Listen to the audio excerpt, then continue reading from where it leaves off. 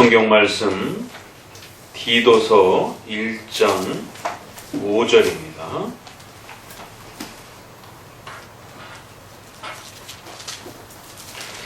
디도서 1장 5절입니다. 제가 봉독하도록 합니다. 내가 너를 그레데에 떨어뜨려 둔 이유는 부족한 일을 바로잡고 나의 명한 대로 각 성의 장로들을 세우게 하려 함이니. 아멘. 교회론의 중요한 내용들을 함께 또 배워가는 과정이 있습니다. 은혜의 수단 세 가지를 말씀, 성례, 기도를 앞서서 이제 마쳤습니다. 이제는 본격적으로 교회론의 마지막 내용으로 교회의 운영 원리에 대한, 교회를 어떻게 운영해 가는 것인가, 교회의 질서를 어떻게 세워가는 것인가, 교회는 어떻게 만들어져 가야 되는 것인가에 대한 교회 질서와 교회 정치에 대한 부분들을 이제 마지막으로 몇 가지로 나누어서 함께 배우게 될 것입니다. 오늘은 그 첫 시간으로서 왜 장로교회, 특별히 우리가 개혁교회라고 하는 이 역사적 개혁파 신앙을 표방하고 있는 이러한 개혁파 교회들은 교회 정치면에 있어서 장로 정치를 추구하는가? 목사님이 7대 선서를 목사 서약을 할 때 장로님과 안수 집사님들이 교회에 있어서 책임 선서를 할 때에 첫 번째, 두 번째, 세 번째가 아주 중요합니다. 첫 번째는 성경을 하나님의 말씀으로 믿고 가르치겠습니까? 두 번째는 그럼 그 성경을 어떤 방식의 기준에 맞춰서 어떤 방법으로 해석할 것인가가 중요한 또 이슈가 되고 문제가 됩니다. 성경을 아무렇게나 해석해서는 안 되고 우리 역사적 개혁교회의 공교회의 신앙 고백의 규범을 따라 해석하고 가르치라는 것입니다. 그래서 신앙 고백의 가장 훌륭한 규범이 되는 웨스민스터 신앙 고백의 내용들을 따라서 성경을 해석하고 가르칠 것입니다. 세 번째, 그러면 그렇게 배운 성경의 내용을 가지고 어떤 교회를 만들어 갈 것이냐라고 했을 때 세 번째 서약이 장로교회를 만들어 가겠습니다.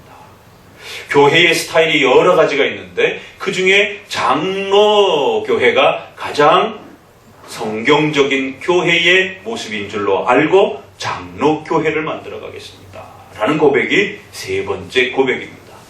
목사님도 장로님도 안수집사님도 반드시 이 7대 서약을 하고 적어도 우리는 장로교회의 직분자들이 되겠습니다. 라고 서약을 합니다. 근데 문제는 이제 안수받고 난 다음에 장로교회가 무엇인지를 모르는 거죠. 특별히 한국교회의 장로교회가 장로님들 때문에 망가지고 있고 장로님 때문에 장로교회가 완전히 붕괴되었다라고 할 정도로 장로님들이 도대체 장로가 무엇을 하는 것인지에 대해서 제대로 교회로부터 교육받고 훈련받지 못한 이런 상태에서 장로교회의 장로가 되다 보니까 이제 장로교회가 아닌 그러한 지도자 행동을 하게 되는 것입니다.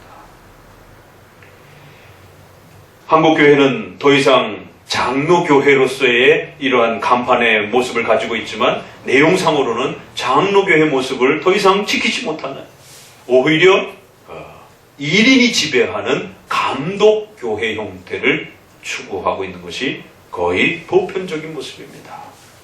그런데 거꾸로 감리교회도 장로가 있습니다.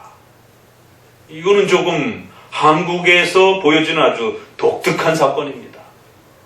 원래 감리교는 1인이 지배하는, 1인이 다스리는 감독, 1인 감독이 전 세계의 감리교회를 전부 다 통솔하고 다스리고 명령하고 모든 입법권과 모든 치리권을, 모든 인사권과 모든 재정권을 다스리는 1인 지배체제입니다. 그런데 장로교회에서 세우는 장로가 감리교회 안에 있습니다. 오순절 교단은 또 신비주의와 은사주의를 표방하면서 한 개인의 목회자의 그런 독특한 은사의 능력을 가지고 신비주의를 표방하는 그러한 교회입니다. 그런데 한국 오순절 교단은 장로님이 계셔요. 본인들 게 아닙니다. 장로는 장로 정치를 표방하는 장로교회의 유산이라는 것이죠.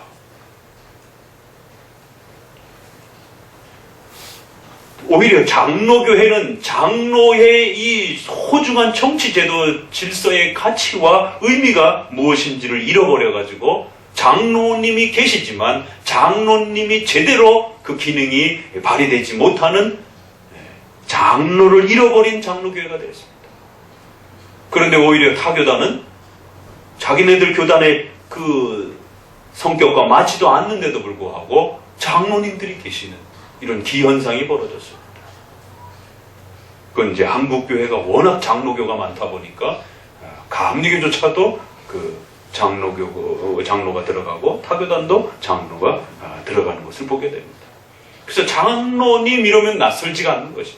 그러나 정작 장로교회에 있어서 목사와 장로님이라고 하는, 그래서 특별히 장로님 평신도의 대표로서의 그 장로님이 가지고 있는 고유한 가치를 목숨을 걸고 종교개혁가들이 카톨릭의 1인 지배 체제에서 루터와 칼빈 목사님이 목숨을 걸고 목사들과 장로님들이 함께 지도자로서 교회를 운영하는 장로 정치를 회복해 준 것입니다.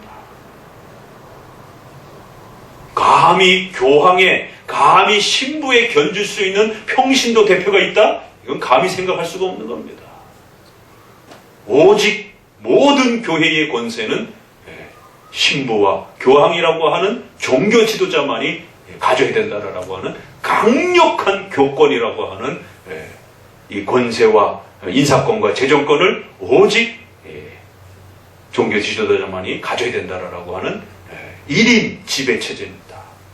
그런데 종교개혁을 통해서 평신도 대표가 함께 참여해서 종교 지도자와 함께 의견을 나누면서 성도들을, 교회를 보살펴 가는 것이 훨씬 더 안전하고 또 훨씬 더 성경적이다라고 하는 것을 개혁해 준 겁니다. 이거 개혁하다가 수많은 선조들이 목숨을 잃었습니다. 가톨릭에 의해서.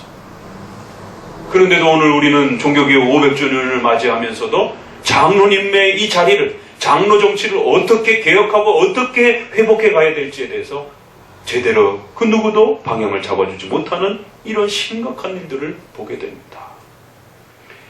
정말 많이 반성해야 됩니다. 종교 지도자들도 반성해야 되고 우리 성도들도 반성해야 되고 장로님들도 반성해야 되는 것입니다. 장로의 안수를 받고 장로의 서약을 해놓고도 장로가 무엇인지 모른다라면 그건 하나님의 교회를 위태롭게 만드는 심각한 죄를 짓게 되는 것입니다. 우리가 주보에도 끊임없이 우리가 교회론 첫 고백에서부터 고백한 것처럼 우리 다시 한번 읽어봅니다. 교회론의 정의와 관련돼서 워낙 중요한 이 표현들이죠. 광고란에 검은 글씨로 되어 있는 디모데전서 3장 15절 다시 한번 읽어봅니다. 하나님의 집에서 어떻게 행하여야 할 것을 알게 하려 함이니. 하나님의 집이라고 합니다. 예수 그리스도의 몸이라고 하는 거예요. 그렇기 때문에 그 교회를 섬기고 세우는 성도들에게 하나님의 어마어마한 복이 그 자손 3대, 4대, 1000대까지 하나님의 복이 이를 거라고 약속을 하는 겁니다. 반대로 그 교회를 위협하고 그 교회를 무너뜨리거나 그 교회에 위해를 가하게 되면 하나님의 무서운 진노가 뒤따라 붙는다는 것이. 왜? 이것은 단순한 조직과 단순한 공동체가 아니라 바로 하나님의 집이요 예수 그리스도의 몸으로 그리스도께서 십자가에 피 흘려 죽으심으로 세우신 값주고 사신 그러한 거룩한 하나님의 집이라는 것입니다. 자, 칼빈의 기독교 강연 또 한번 읽어봅니다. 다운편에 하나님이 아버지가 되는 사람에게는 교회가 어머니가 되어야 한다. 오늘날 많은 분들이 가나안 성도라 이렇게 말합니다. 참 그 이름도 기가 막혀졌어요. 우리가 가나안 구약에 익숙하지 않습니까? 약속의 땅이라고 하는 가나안 땅. 근데 그거를 위태 있게 거꾸로 뒤집게 되면은 안 나가 성도가 된다라는 것이. 어디를 안 나가요? 교회를 안 나간다라는 것이. 참 웃기지만 씁쓸하고 가슴을 저미는 그러한 표현입니다. 예수님은 믿는데 교회는 안 나가겠다라는 것이. 안 나가 성도라는 거예요. 그래서 그거를 가나안 성도라고 합니다. 요즘 목사님과의 충돌이 불편해서 또 성도들 간의 갈등과 또 성도들 간의 그러한 교제와 이런 내용들이 불편해서 이제 교회를 안 나가겠다는. 그러니까 옛날에는 교회를 안 나가게 되면 설교를 들을 수가 없습니다. 10리, 20리씩 찾아가서 목사님들이 귀하고 교회가 귀하던 시절에는 그 교회를 나가지 않으면 설교도 들을 수도 없고 성찬에 참여할 수도 없고 교회로부터 주어지는 많은 유익들을 성경 공부도 할 수가 없고 책도 귀하던 시절에. 그렇기 때문에 죽자 살자 죽기 살기로 먼 거리를 마다하지 않고 교회를 찾아가서 설교를 들었던 것입니다. 그런데 지금은 인터넷이라든가 이런 과학 문명이 발달이 돼서 교회를 나가지 않아도 전 세계에 있는 목사님들의 설교들을 유튜브를 통해서 자기가 원하는 설교들을 다 들을 수가 있는 것입니다. 인터넷상에 어마어마한 기독교 정보들이 다 쏟아져 나오고 있는 것이에요. 논문들의 그 수많은 논문들이 자기가 원하면 얼마든지 클릭해서 다운받아서 성경 공부를 할 수 있는 그런 자료들이 쏟아져 나오고 있는 것입니다. 그러다 보니까 성도들 안에는 굳이 교회를 왜 나갈 필요가 있는가? 교통에 대한 문제, 또 관계에 대한 문제, 또 교회 나가면 헌금하라라고 하는 그런 여러 가지 재정적인 압박과 또 여러 가지 교회 생활로부터 불거지게 되는 많은 불미스러운 그런 아픔과 문제들 때문에 교회는 필요 없고 예수님은 필요하다라고. 이게 지금 미국도 심각한 문제고 한국도 심각한 문제입니다. 그래서 어떤 역사학자들은 앞으로 적어도 한 10년 정도만 되게 되면 유럽 교회들처럼 건물만 그냥 덩그러니 남아있고 완전히 그 속에는 싹 비워지는, 그리고는 오히려 그런 건물들을 모슬렘 이슬람이라든가 이런 다른 단체에서 건물을 사가는 이런 일들이. 그렇지만 신자들은 존재하는 이런 일들이 벌어질 수 있다는 것입니다. 오늘 우리는 이제 다시 한번 교회 정치에 대한, 교회의 질서와 조직에 대한 부분들을 성경적으로 다시 한번 배워가시면서 왜 우리가 예수님을 믿을 때에 반드시 조직교회라고 하는 이것을 우리가 눈에 보이는 교회라 그래서 유형교회라고 말을 합니다. 목사와 장로님과 집사님과 성도들이 조직을 갖추어서 질서를 갖춰서 공적인 예배를 드리고 함께 성경 공부를 하고 교회적 사명을 감당하는 그러한 조직된 그러한 교회. 그래서 눈에 보이는 교회 또 신앙 공동체라고도 이렇게 얘기를 하는 것입니다. 그런 보이는 유형적 교회를 무시하거나 등한시하거나 참여하지 않는 자들에게는 구원을 확증할 수 없다. 누구의 말입니까? 웨스민스터 신앙고백 25장 교회론의 말인 것입니다. 칼빈의 기독교 강요에 하나님을 아버지로 섬기는 자들은 반드시 교회를 어머니로 섬겨야 된다는 것입니다. 평생 동안 그리스도의 학교, 교회를 그리스도의 학교라 이렇게 말하면서 성도들은 그리스도의 학교에 참여해서 하나님의 말씀을 배우며 자라가야 된다. 그 얘기는 혼자서는 신앙생활이 자라가지 않는다라고 말하는 거죠. 본인들은 얼마든지 혼자서도 신앙생활할 수 있습니다 라고 말할 수 있을 것이에요. 그러나 하나님은 그런 방식으로는 성도를 키워가지 않는다는 거죠. 얼마든지 하나님은 전능하신 분이기 때문에 교회 없이도 조직된 그런 질서적 조직을 갖춘 유형교회 없이도 성도들을 키워낼 수 있습니다. 그러나 하나님 스스로 이런 질서 체계 속에서 성도들을 길러내도록 그렇게 원하시고 정하셨다라고 말하는 것입니다. 은혜의 수단에서 우리가 눈에 보이는 떡과 포도주와 물 세례가 그게 뭐 대단합니까? 그 우리가 늘 일상생활 속에서 쓰는 겁니다. 그럼에도 불구하고 하나님이 그 수단을 하나님 스스로 은혜를 주기 위한 보편적인 보통의 수단으로 하나님이 정하셨다라는 것입니다. 그래서 교회의 질서를 따라서 성도들이 거기에 참여하게 되면 어마어마한 은혜를 누리게 된다는 것입니다. 조직교회와 유형적 교회도 역시 마찬가지인 것입니다. 목사님도 연약하고 부족하고 장로님도 부족하고 또 그 교회에 참석한 성도들도 부족하고 연약할 수 있습니다. 그럼에도 불구하고 그 교회는 하나님의 교회라는 것입니다. 갈라디아서 교회 보세요. 얼마나 많이 욕을 먹는가. 바울에게 책망을 아주 혹독하게 받습니다. 고린도 교회 보세요. 이 젖이나 먹을 자들, 야, 그 귀한 양식과 밥도 먹지 못하고 신앙이 너무 어려갖고 맨날 싸움이나 하고 아볼로파, 개바파, 무슨 바울파 나눠져가지고 분쟁이나 하고 싸움이나 하고 교회 안에 윤리적인 그런 범죄들 제대로 정리를 못해가지고 희한한 범죄들이 교회 안에서 성도들 안에 나타나고 내가 가면 이 문제에 대해서 반드시 징계할 것이다라고 책망하고 성찬을 엉망으로 집행을 해가지고는 성도들이 죽어나가고 질병을 겪는 그런 고통을 겪을 정도로 고린도서가 엄청난 문제를 짊어지고 있습니다. 그래도 고린도 교회라고 말을 하는 것입니다.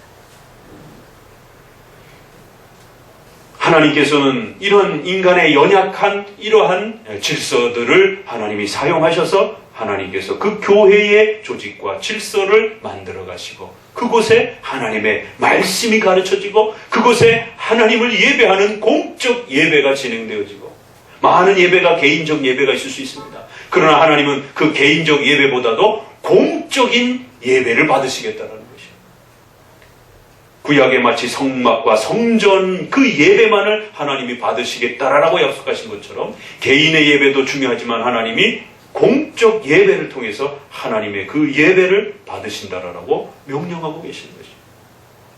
그런 것처럼 이제 우리는 도대체 이 교회의 이렇게 소중한 이 가치를 그럼 이제 어떻게 운영할 것인가에 대해서 점점 더 많이 고민하셔야 되는 것이죠. 왜냐하면 많은 사람들이 모이다 보니까 분쟁이 일어나고 또 오해가 발생이 되어지고 목사님과 성도 간에 오해가 발생이 되어지고 성도들끼리 오해와 분쟁이 발생이 되어지게 되고 부부끼리도 이혼을 하니 안 하니 한평생 살면서 수많은 갈등이 있는데 피부친 자녀들을 하고도 갈등이 있는데 가족도 아닌 타인과 함께 성도라는 이름으로 모인 이 교회에 많은 사람들이 어찌 갈등이 없겠습니까? 당연히 갈등이 있을 수밖에 없고 오해가 있을 수밖에 없고 그럼 과연 이런 오해와 갈등들을 어떻게 마무리하면서 어떻게 이 교회를 운영해 갈 것인가? 이것이 이제 교회의 성도들에게는 가장 큰 과제입니다. 역사 속에서는 이제 잘못된 것 두 개가 항상 이 성경적 교회 정치를 위협했습니다. 늘 말씀드리지만 한편에는 로마 카톨릭이 있는 것이고 한편에는 제세례파를 중심으로 한 신비주의자가 있는 것입니다. 이건 지난 2000년 역사 속에서 늘 성경적 교회를 괴롭혀온 그런 두 가지 방식이에요. 많지도 않습니다. 크게 두 가지로 구별이 되는 것입니다. 로마 카톨릭 교회는 어떤 교회입니까? 정치면에서 1인 정치를 추구하는 것입니다. 교황이 전 세계의 모든 인사권과 재정권을 지배하는 것입니다. 더 나아가서 교황은 이제 교황 법령이라고 하는 교황 명령을 규정하고 만들 수 있는 권한을 주장하면서 교황 무호성까지 외치면서 결국 교황이 제시하는 여러 가지 법령들이 신적인 그러한 권위를 갖는 데까지 나아갔습니다. 또 로마 카톨릭처럼 그렇게 극단적으로 나아가진 않았지만 전 세계 모든 인사권과 재정권과 교회 운영 결정권을 1인이 가지는 그런 1인 정치 체제가 훨씬 좋다라고 표방하는 그런 교회들이 있습니다. 감리교. 그래서 이제 감리교에서는 그 감리사라라고 표현하는 그 감독을 누가 그것을 할 것인가에 대한 엄청난 선거와 이제 이러한 그 투표에 있어서 엄청난 또 이 갈등과 또 분쟁이 끊이질 않습니다. 왜? 그 자리를 차지하는 순간 전 세계에 대한 이런 인사권과 재정권을 갖는 한 나라의 대통령이 돼도 이런 어마어마한 권력과 힘을 갖게 되는데 전 세계의 감리교의 모든 성도들의 그런 재정권과 인사권을 좌우할 수 있다라고 하는 이런 엄청난 힘을 발휘할 수 있다는 건 보통의 힘이 아닌 것입니다. 그렇기 때문에 그 힘은 까딱 잘못 쓰여지게 되면 어떻게 되어집니까? 부패와 남용으로 치닫게 되는 것입니다. 그래서 인류 사회는 삼권 분립이라고 하는 권력이 한 곳으로 집중되어졌을 때 그 인간의 이 부패성 때문에 그 권력을 제대로 사용하지 못하고 그 권력을 가지고 사람을 죽이기도 하고 사람을 억압하고 그 사회를 망가뜨리는 그러한 절대 권력을 행사하는 이런 위험함들을 인류 역사는 늘 보았던 것입니다. 그래서 그것을 권력을 분리시켜서 적어도 세 권력으로 나눠서 국가를 통치할 때에 그나마 백성들이 안전하게 보호받을 수 있다는 것을 근대 국가가 겨우 깨달은 것입니다. 왕정체제와 봉건주의 사회에서 이제 넘어온 지가 우리 한국도 조선시대에서 구한말에 넘어온 지가 100여 년밖에 안 된 것입니다. 그렇게 오래되지 않았어요. 적어도 우리 할아버지 세대는 그 시절을 맛본 분들도 있는 것입니다. 인류 사회는 우리는 1900년 동안 앞으로만 봐도 1900년 동안 더 오랜 세월 동안 그런 절대 지배적 그러한 통치 세계 속에서 백성들이 얼마나 많은 위험에 노출되어 있는지를 보게 됩니다. 그러니까 그런 1인 지배 체제가 역시 종교 권력 안에도 종교 이러한 또 형태 안에도 들어오게 될 때에 동일한 위험성을 가질 수 있다는 것이.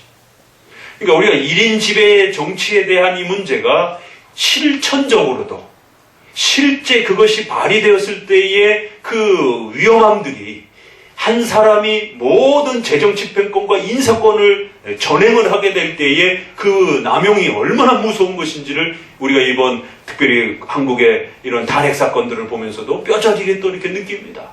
마찬가지로 종교적인 그런 권력에 있어서도 그것이 한 개인에게 집중되었을 때 얼마나 위험할 수 있는가를 또 우리는 깨달아야 되는 것입니다. 종교 권력은 더 무섭습니다. 왜? 사람의 마음을까지 지배를 하기 때문에. 국가 권력은 일반적인 사회적 통치만 지배하지만 종교 권력은 그 사람의 마음과 육체 전체의 삶의 문제들을 지배한다는 것이죠. 영혼의 살고 죽음 문제까지 지배하기 때문에. 그래서 인류 역사상에 있어서 일반 영토 전쟁은 그저 6.25 때나 이런 전쟁처럼 길어야 몇 년입니다. 그러나 종교 전쟁은 한 번 터지면 두 자리 숫자입니다. 유럽의 30년 전쟁, 세 자리 숫자, 100년 전쟁, 십자군 전쟁의 300년 전쟁, 종교 전쟁은 목숨을 걸고 하는 전쟁입니다. 왜? 거기에는 엄청난 힘의 문제가 또 발생이 되기 때문에. 그래서 실천적인 문제에 있어서도 1인이 지배할 때 이런 위험성이 노출된다는 거예요.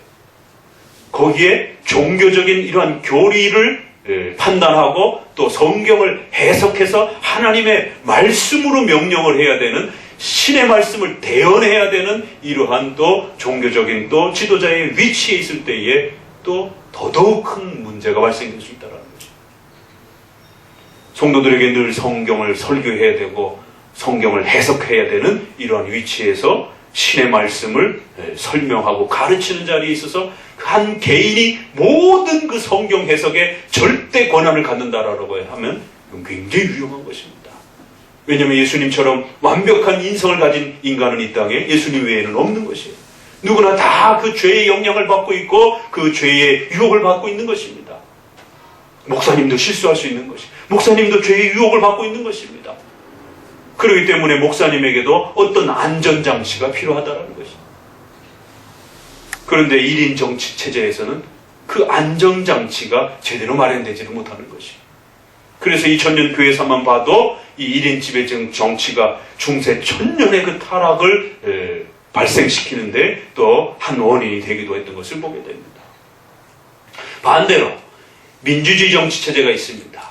백성들 전체가 다수결의 원칙으로 이제 모든 인사권과 재정권을 결정하는 그러한 현대 민주주의 정치의 그런 방식으로 교회를 운영하자라는 것입니다.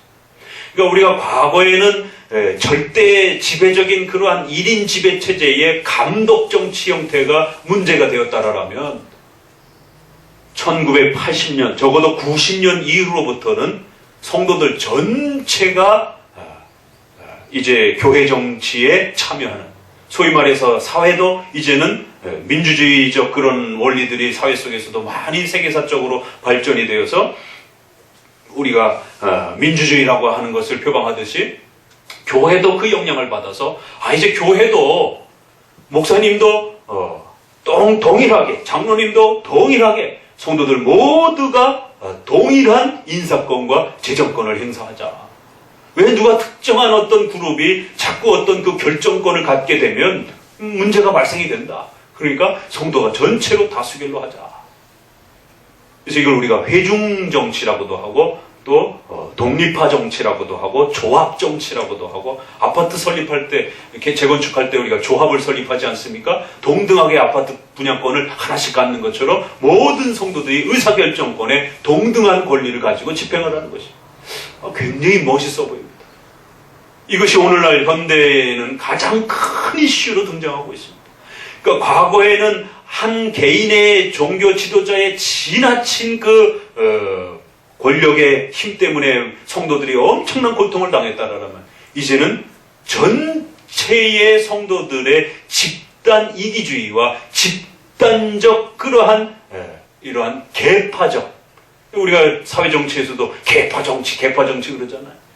결국 사람들이 모이다 보니까 전체 다수결로 끌고 가긴 하는데, 거기에 결국 또다시 한 개인과 그룹별로 계파를 형성하면서 또 뭐 A 장로님파, B 장로님파 또 이러면서 하나의 그것이 집단적 권력 형성이 되는 것이에요. 우리가 노동조합도 건전하게 쓸 때는 그것이 귀하지만, 그래서 우리 장로 정치에 있어서는 노동조합에 대한 정당한 활동을 존중합니다. 그러나 우리 한국에 있어서의 이러한 노동조합에 대한 민주주의 질서에 대한 부분들이 체계적으로 훈련되지 못한 우리 한국 사회 속에서 특정한 그런 개인의 노동조합이 강력한 힘을 또 주장할 때에 많은 또 노동자들이 피해를 입고 국민들이 피해를 입는 집단적 이기주의적 힘이 또 얼마나 무서운지를 보게 됩니다. 인류 역사는 그리스에서 시작되었던 직접 민주주의라고 하는 이 정치를 경험해 봤습니다. 그런데 이 직접 민주주의는 잘못하면 폭동으로 나아갑니다.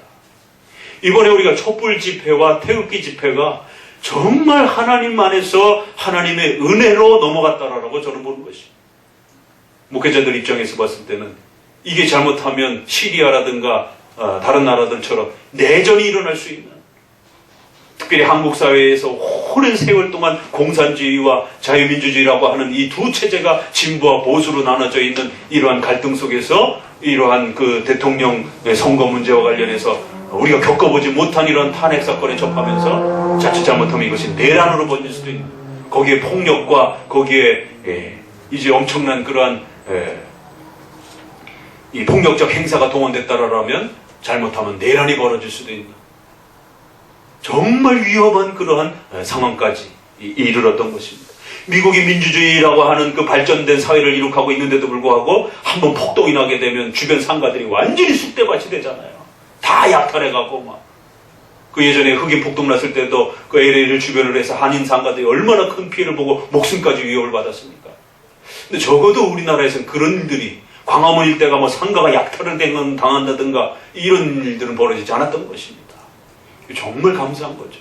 하나님이 보호하신 겁니다.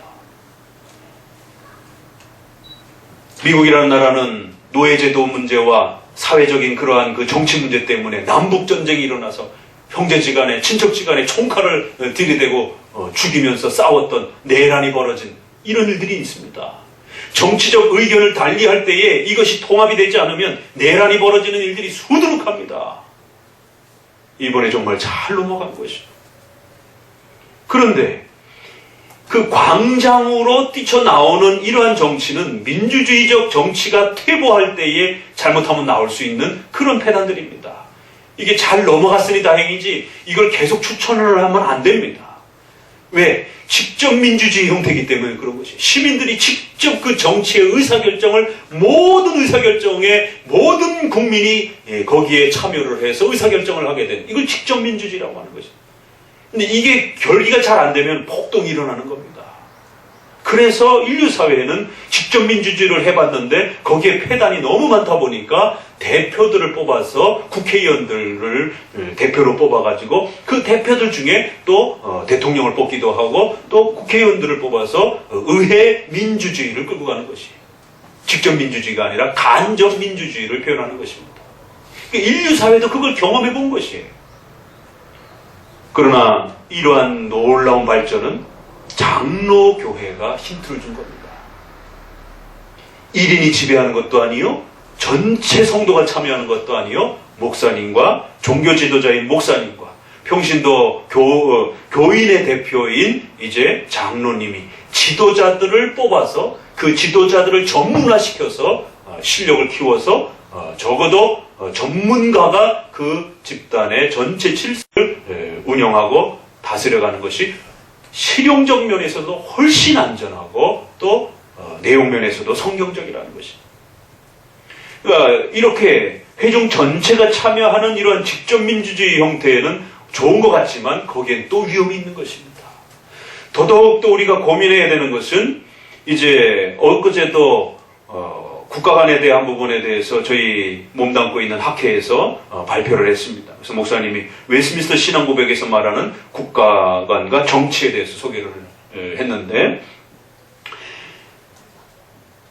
국가관을 소개하면서 특별히 한국 민주주의와 관련한 오늘 근대사회의 민주주의의 그 장점과 단점을 소개를 하기도 했습니다. 오늘 근대 민주주의는 루소나 로크라든가 홉스라든가 이런 일반 사회 철학자들이 주장한 사회 계약론이라고 하는 형태로부터 그것이 기초가 되어지고 발전이 된 겁니다. 사회 계약.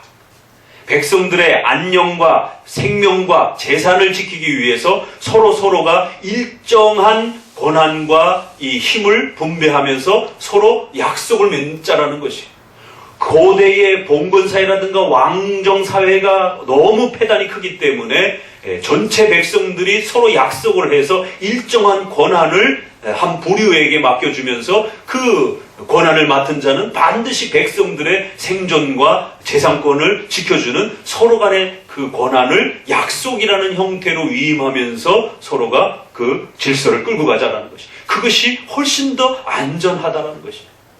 그래서 근대사회는 이런 사회계약론이라고 하는 형태로 민주주의가 발달이 되면서 그 민주주의 안에서 여러 가지 법을 기준으로 해서 약속을 조율하는, 그래서 그 약속을 어기게 되면 탄핵을 받고 또 다시 백성들에 의해서 세워지는 것입니다. 근데 문제는 그 사회계약론을 기초로 해서 발달된 이 현대사회의 민주주의 제도의 핵심은 국민이 그 모든 힘과 주권을 갖는 겁니다. 그래서 대한민국 헌법에도 보게 되면 국민이 주권을 갖는다라고 이렇게 얘기를 하는 것입니다. 그래서 이번 대통령 선거에도 여러분이 계속 들으면서 들었던 얘기들이 국민이 주인입니다. 국민이 주권입니다. 그러나 이것이 일정 부분은 이제 일반 사회에서는 통용이 되지만 우리 교회 정치에는 맞지 않는다는 것입니다. 그러니까 많은 분들이 아니 왜 교회는 좀 독재적 같은 모습이 보입니까? 라고 오해를 하시는 거죠. 왜 교회는 민주주의 정치를 표명하지 않습니까? 교회는 민주주의가 아닙니다.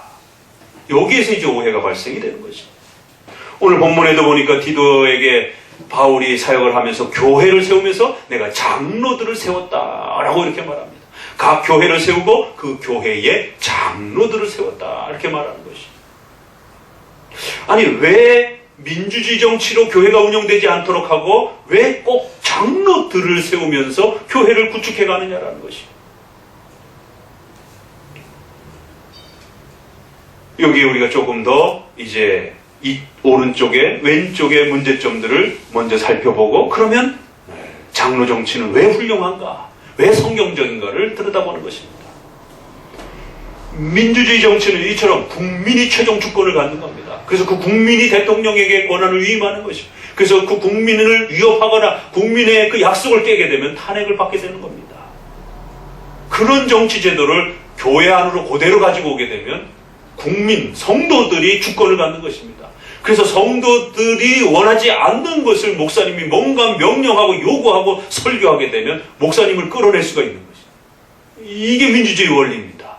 그러나 장로교회는 담임 목사님을 적어도 성도들의 손에 의해서 청빙을 하면서 선거해가지고 성도들이 뽑을 수 있습니다. 거기까지는 하나님이 선거제도라는 형태를 통해서 배려를 해주신 것입니다. 성도들의 양심의 자유와 성도들의 마음을 배려해 주신 것입니다.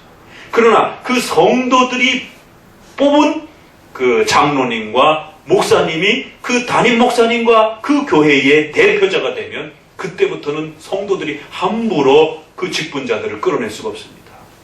그 주권과 권한은 누구로부터 오느냐? 하나님으로부터 오는 것입니다. 예수 그리스도로부터 하나님의 말씀을 성도들에게 가르치고 명령하도록 그 권한이 하나님으로부터 위임이 되는 것입니다. 성도들이 그 주권을 위임하는 게 아닙니다.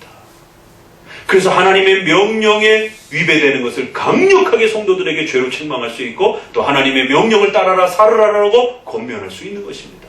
성도들이 뭘 요구하든지 상관없는 것이 성도들에게 십계명을 지키라라고 강력하게 목회자는, 장로들은 요구하는 것입니다.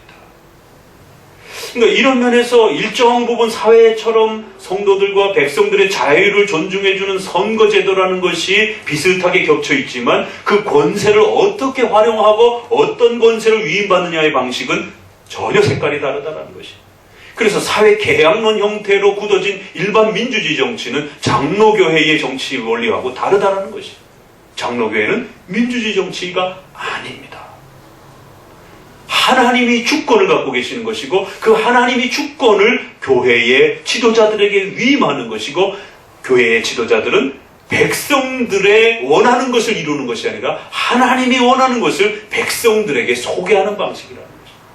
다만 그 백성들의 지도자들을 뽑을 때는 하나님이 백성들, 성도들의 마음을 배려해 주시고 또 받아들여 주셔서 그들의 지도자들을 그들의 손으로 뽑을 수 있도록 그렇게 은혜를 베푸신 정도인 것입니다. 아주 묘한 민주정치와 장로정치와 비슷한 면도 있으면서도 근원적인 본질이 다른 아주 묘한 그런 성격이 있습니다. 그러니까 이런 걸 이해를 못하다 보니까 성도들이 교회 정치에 대한 그런 운영과 방식들에 대해서 목사님이 독선적이다, 장로님이 독재적이다, 왜 민주주의로 운영을 안 하느냐, 이런 데서 이제 갈등이 이루어지기 시작하면서 오해가 불러지게 되고, 거기에 입법 또 인사권 또 재정권 이런 부분들에 대해서 불만을 품기 시작하면서 결국 교회를 떠나게 되는 그런 원인이 되는 것입니다. 결국 이러한 갈등들이 집폭이 되면서 교회 생활 못하겠다, 결국 교회 안 나가는 성도들이 이런 형태로 이제 만들어지게 되는 것입니다. 그래서 우리가 한쪽에는 1인 지배 체제의 문제점, 한쪽에는 다수결의 문제점. 그래서 그 교회의 성도들의 대부분이 새신자라면 어떤 일이 벌어질까 생각해 보세요. 교회의 정책과 사업을 결정을 해야 되는데 불신자도 있고, 아직 예수님을 모르는 사람들도, 초대받아서 그냥 온 사람들도 있고, 신앙이 연약한 사람들도 있고, 그럼 비성경적인 결정을 할 수 있게 되는 것입니다. 다수결의 투표에 의해서. 그렇기 때문에 성경 말씀이 교회에 지배되어지도록 의사결정을 하는 것이지 성도들의 원하는 바를 결정하는 게 아니라는 것이에요. 이런 독특함 때문에 회중정치보다, 또 그리고는 그 많은 사람들이 직접 민주주의로 참여를 하게 될 때 역시 교회도 폭동이 일어날 수 있는 것입니다. 교회가 작은 데는 그렇지 않지만 1000명, 10,000명 되는데 보세요. 서울의 큰 교회들이 둘로 쪼개지고 결국에는 재산권 싸움까지, 분쟁까지 법원에 나아가서 결국에는 반반 쪼개서 갔든지, 이런 폭동, 그게 폭동인 것이죠. 그래서 성도들의 마음이 일치가 안 돼서 결국 교회를 찢어서 나눠서 달리 가는 것입니다. 왜? 의사결정의 어떤 그 통일성이 이루어지지 않다 보니까 결국 자기들이 원하는 의사결정 쪽으로 헤쳐 모이는 것입니다. 그러니까 이런 직접 민주주의에 대한 어떤 실용적 면이 전체 성도들의 의견을 통합하기가 쉽지 않다라는 것. 다수결의 문제가 그게 쉬운 것 같지만 결국 그 소수 의견을 낸 사람들이 소외를 당하면서 결국 그분들은 다수결을 결정한 사람들에 의해서 마음의 상처를 받게 되고 결국에는 교회를 분리시켜서 따로 교회를 하게 되는 이런 일들이 비일비재합니다. 그래서 교회는 쉽게 다수결로 이렇게 결정하면 안 되는 것이에요. 물론 목사님을 청빙할 때 3분의 2, 장로님을 선출할 때도 세례교회 내 3분의 2 이런 그 헌법의 규정들이 있습니다. 그러나 따라붙는 조건이 일반 정치하고 다른 것이, 거기까지는 비슷하지만 만약에 3분의 1이 극심하게 그 인사권을 행사하는 부분에 대해서 어떤 담임 목사님이 청빙되는 것에 대해서, 장로님이 선출되는 것에 대해서 3분의 1이 극심하게 반대한다. 그러면 그 인사권을 멈춰야 됩니다. 비록 3분의 2로 투표가 되었을지라도 스톱을 시켜야 됩니다. 그리고는 목사님과 교회 지도자들이 소수 의견을 냈던 그 3분의 1을 가진 분들을 다이렉트로 만나기 시작하면서 설득하고 또 이해시키고 어느 부분이 마음에 안 드는지에 대해서 계속 대화를 나눠야 되는 것입니다.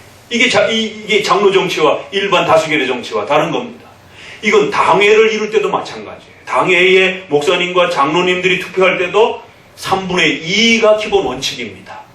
의사결정에. 그러나 3분의 1의 어떤 장로님들이 이번 교회 행사에 극심한 반대를 한다면 아무리 3분의 2가 나온다 할지라도 그 결의를 유보하고, 그래서 이제 정식 회의가 아닌 담화해라라고 하는 그런 것도 있습니다. 우리 교형법에 이제 다과회를 나누면서 그냥 회의록에다가 기록하지 않는 그냥 편안하게 이렇게 대화를 나눌 수 있는 그런 담화회를 하라는 것이에요. 그래서 왜 반대하십니까?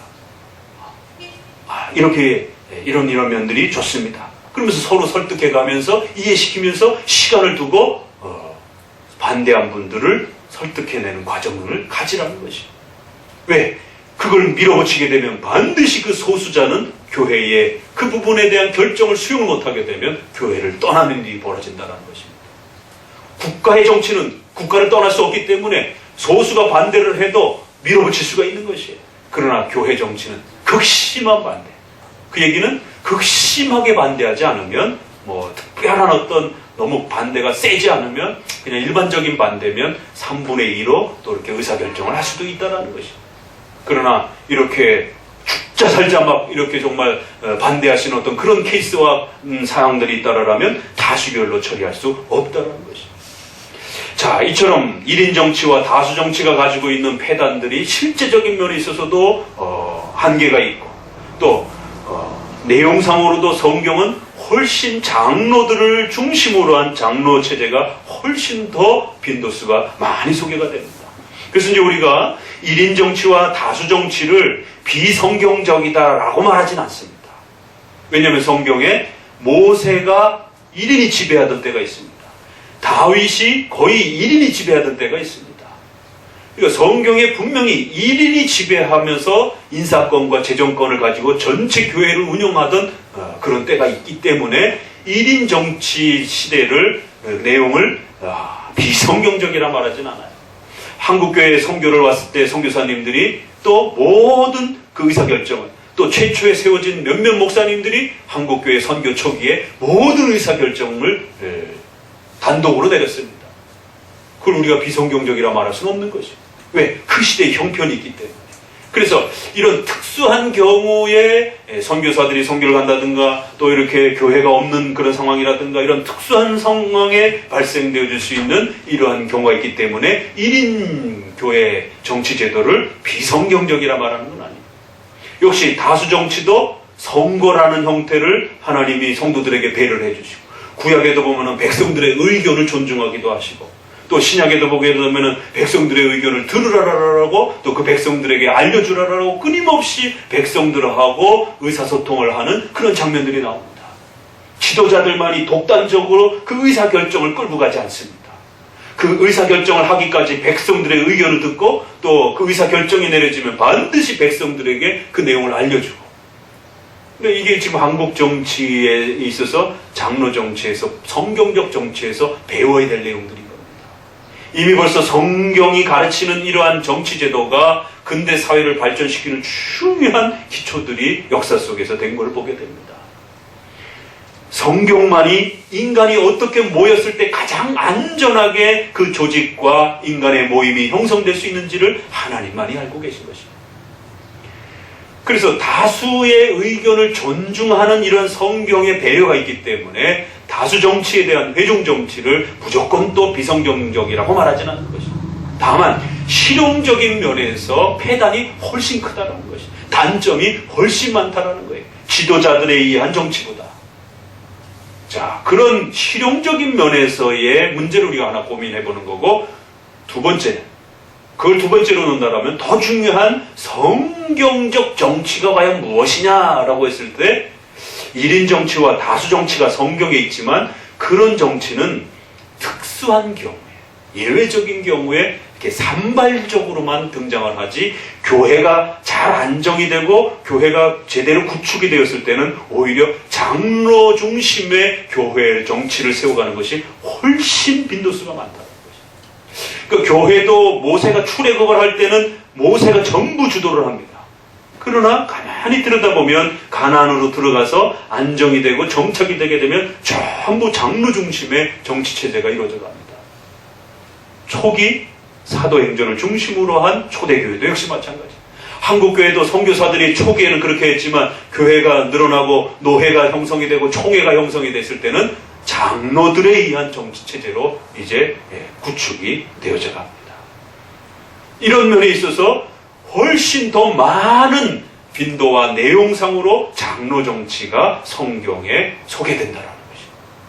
그래서 성경에서 장로 정치만이 유일한 장로 정치라 이렇게 말하지는 않습니다. 그래서 우리가 교회 헌법에 장로 정치를 성경적인 고유한 정치입니다 라고 이렇게 고백을 합니다. 자, 여러분 잘 들어보세요.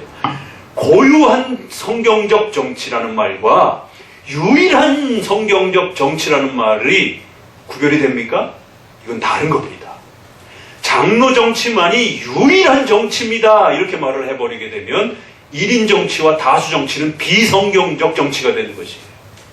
장로 정치만을 해야 되는 것입니다.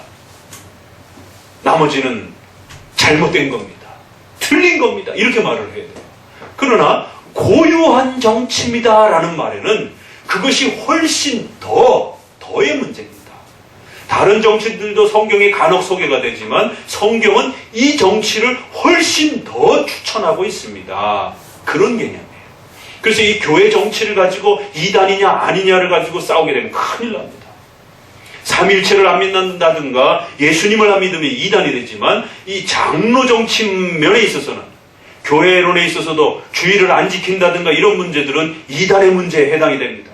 안식교회들은 토요일날을 예배를 드리지만 적어도 개신교는 주일을 공적 예배 날로 지키는 것이 그런 거는 교회론에 있어서 이단이 되느냐 안 되느냐의 문제가 되는 거예요. 교회를 모이느냐 안 모이느냐 이것도 이제 중요한 기준점이 됩니다. 그러나 정치를 어떻게 할 것이냐라고 했을 때 장로 정치를 해야만이 그것이 유일하다 이렇게 말해버리면 다른 거를 우리가 이단으로 배격하게 되는 일이 벌어집니다. 그래서 헌법에는 고유한 정치입니다 라는 아주 독특한 단어를 구별할 수는 없습니다.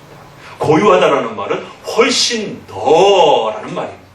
다른 정치도 성경에 있지만 장로 정치가 훨씬 더 하나님이 바라셨던 바이고 그것이 훨씬 더 성경에 적극적으로 추천되어지는 그런 정치요. 나머지 정치들은 임시적이고 또 아주 소수적인 형태로 성도들의 의견을 이렇게 민주적으로 묻는 그러한 방식이지 성경이 적극적으로 추천하고 세워가려고 하는 그러한 방식은 아닙니다 라는 그런 고백입니다. 그래서 적어도 우리가 장로 정치를 한다라고 했을 때 그런 프라이드가 있는 겁니다.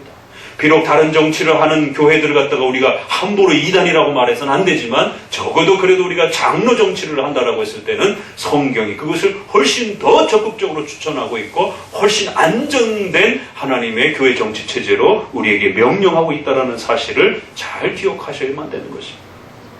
오늘은 그래서 장로 정치를 우리가 왜 해야 되는가? 성경이 그걸 어떻게 명령하고 있는가에 대한 장로 정치의 서론에 대한 머릿말에 대한 그러한 내용을 먼저 함께 여러분에게 소개를 드리는 것입니다.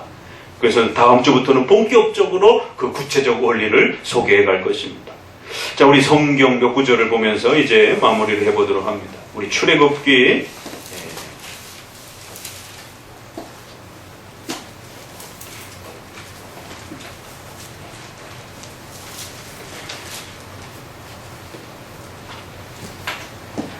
어디를 보시느냐면 24장입니다. 3장부터 먼저 봅시다.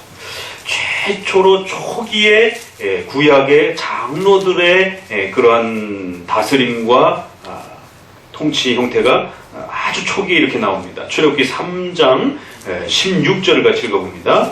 한 목소리 읽어봅니다. 너는 가서 이스라엘 장로들을 모으고 그들에게 이르기를 여호와 너희 조상의 하나님 곧 아브라함과 이삭과 야곱의 하나님이 내게 나타나 이르시되. 예.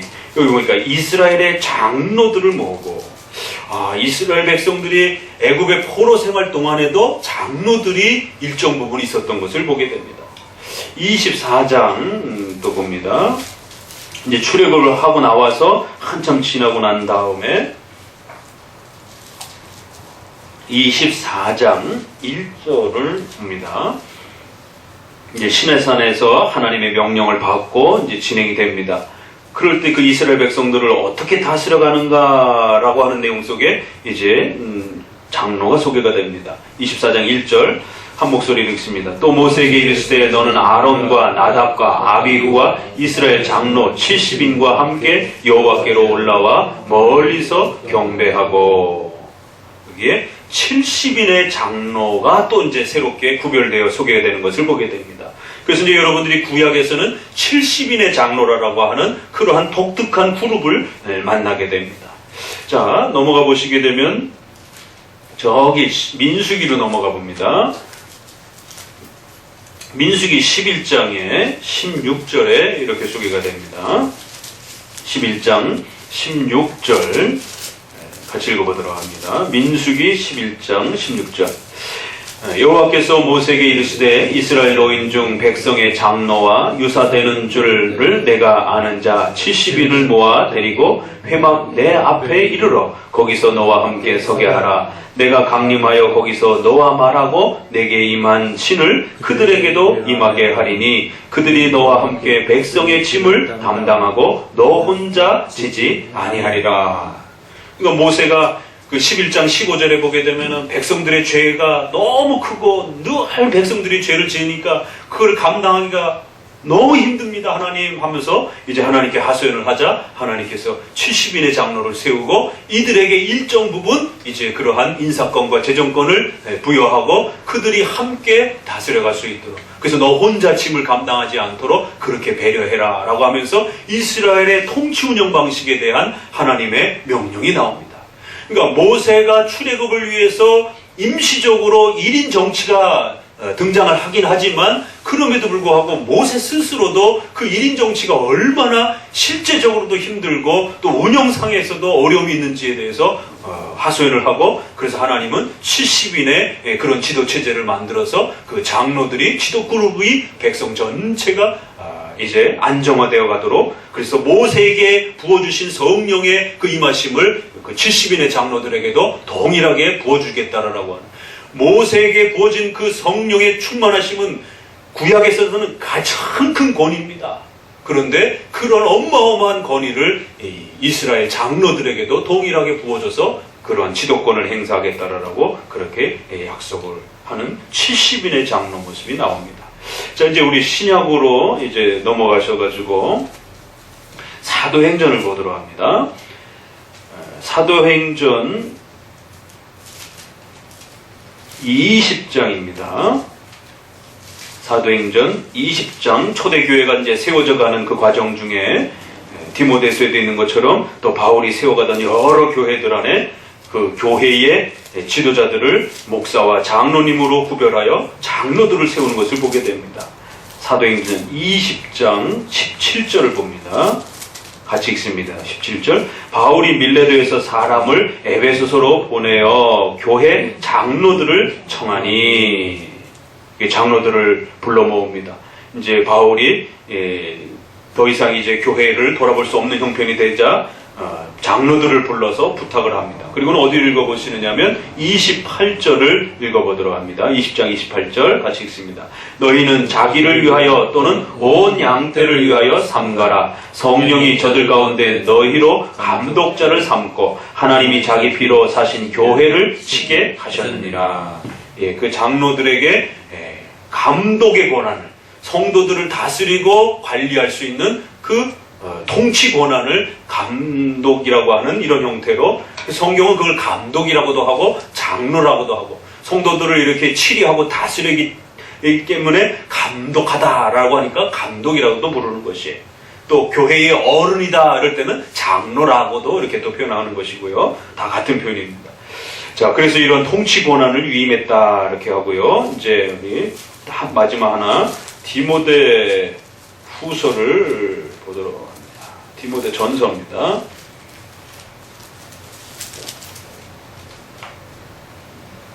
디모데전서 4장 14절을 읽어보도록 합니다. 디모데전서 4장 14절 같이 읽습니다. 내 속에 있는 은사 곧 장로의 회의에서 안수 받을 때에 예언으로 말미암아 받은 것을 조심 없이 말며 너의 능력을 잘 발휘해라. 어디에서 받은 안수를 소중하게 지키라고요? 장로의 회의에서. 바로 그 장로들의 어떤 모임이 있었다는 걸 봅니다. 장로회라라고 하는 아주 중요한 단어를 우리가 성경에서 발견하게 됩니다.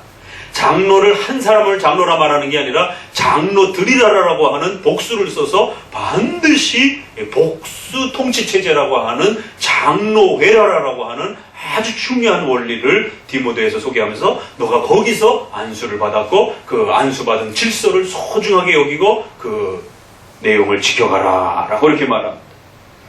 오늘은 이렇게 장로 정치가 신구약 전체에서 교회가 안정되어져 가고 교회가 제대로 세워져 갈 때에 하나님이 원하시는 그러한 성경적 정치 제도로서 가장 우수하다라고 하는 더 우수하다라고 하는 그러한 성경적 원리와 또 실제 실용적인 면에 있어서도 목회자의 연약함을 보호하고 또 백성들의 이러한 또 여러 가지 의견의 갈등을 조율할 수 있는 이러한 실천적인 면에 있어서도 견제 역할을 하고 또 협력 역할을 할 수 있는 그런 지도자들이 함께 견제도 하면서 도와주기도 하면서 성도들의 전체의 의견을 조율하고 그것을 만들어갈 수 있는 그런 지도체제의 형태의 장로 정치가 성경이 말하는 훨씬 소중한 교회 정치로 우리가 먼저 또 이렇게 함께 보게 됩니다.